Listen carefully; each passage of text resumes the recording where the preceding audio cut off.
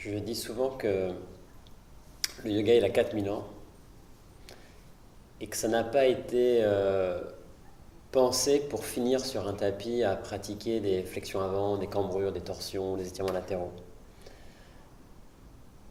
Je dis souvent ça parce qu'aujourd'hui, quand on pense au yoga, on pense à des postures. Et franchement, le yoga ne se limite pas à des postures. Euh, et c'est en tout cas pas la raison pour laquelle j'enseigne le yoga. C'est en tout cas pas la raison pour laquelle je propose des stages.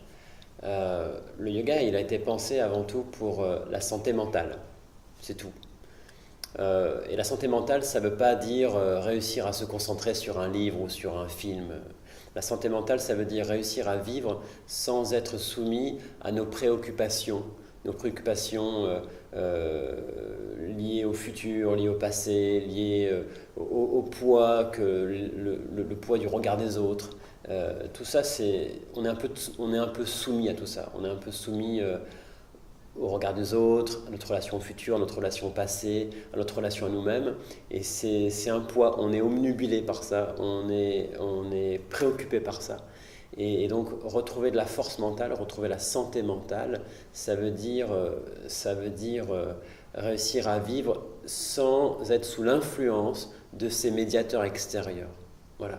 Et c'est pour ça que le yoga a 4000 ans. C'est pas pour faire des postures, c'est fait pour retrouver de la force mentale.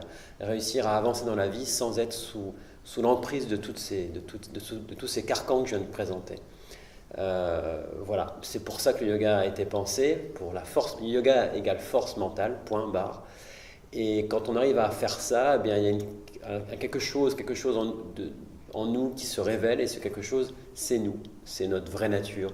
Et donc l'idée, c'est d'apprendre à vivre au nom de ce médiateur intérieur, au nom de cette voix intérieure, au nom de ce GPS intérieur. Avancer en toute cohérence avec soi-même et ne plus être sous l'influence de ces quatre carcans comme le poids du futur, le poids du passé, tout ce qui est lié à nos peurs en fait. Voilà, c'est ça.